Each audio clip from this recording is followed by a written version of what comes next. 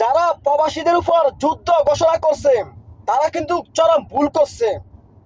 একটা কথা মাথায় রাখতে হবে, এই প্রবাসীর টাকা দিয়েই পুরো বাংলাদেশ চলে।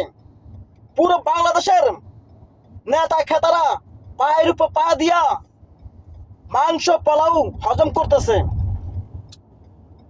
আরে মিয়া, প্রবাসীরা যদি একবার চাইতে যায় তাহলে কিন্তু তোদের পিন্দনের প্যান্ট শার্ট থাকবে না।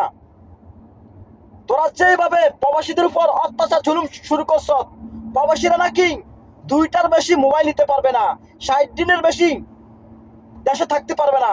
আরে খানকির পোলারা গালি দিতে মন চায় নাই, আমি কিন্তু গালি গালাজ বন্ধ করে দিছি, 5 ওয়াক্ত নামাজ পড়ি, সবকিছু বাদ দিয়ে দিছি, কিন্তু 2-3টা গালি না দিলেই হয়, 2-3টা গালি না দিলে হয়।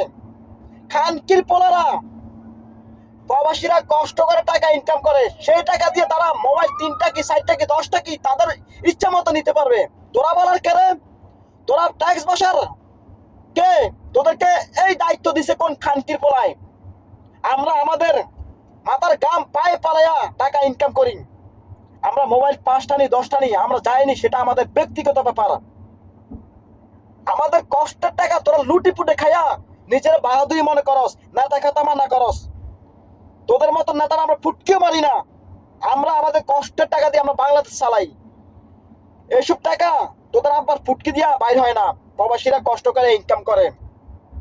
তাই প্রবাসীদেরকে নিয়ে কোনো কুর্তি করবি না, প্রবাসীদের উপরে জুলুম করবি না।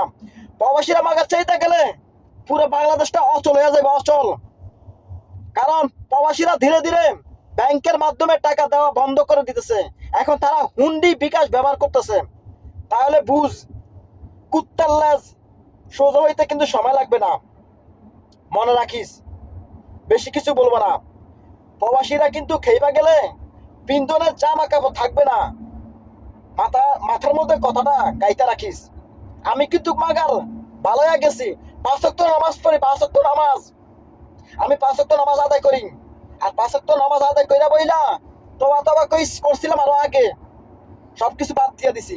কিন্তু কিছু চারুবার কারণে, খানকির বলার কারণে 2-1টা গালি দিয়ে আমাকে আমার ইমান নষ্ট করতে হলো। ধন্যবাদ সবাইকে। প্রবাসীরা এক হও, সতর্ক হও, শক্ত হাতে মজবুত হাতে নিজেকে কন্ট্রোল করো। প্রয়োজন হলে ব্যাংকের মধ্যে টাকা পাঠানো বন্ধ করে দাও, বিকাশ, হুন্ডি, অন্য অন্য যাবতীয় যা আছে, চার্টার আছে, সবগুলো ব্যবহার করো, ইউজ করো। তারপর আমরা যারা আমাদের উপর জুলুম করে তাদের অত্যাচার আমরা বন্ধ করতে চাই। ধন্যবাদ সবাইকে। কথাগুলো ভালো লাগলে ভিডিওটা শেয়ার দিবা। আর যদি শেয়ার দিতে না পারো তাহলে চুরি হাতে দিয়া বসে থাকো। আর ওই মন্দিরে না কি ওই রাস্তাঘাটে ওই আর কি না ওই নকটুকির পাড়ার মধ্যে যে ঘন্টি বাজো, ঘন্টি, ঠিক আছে?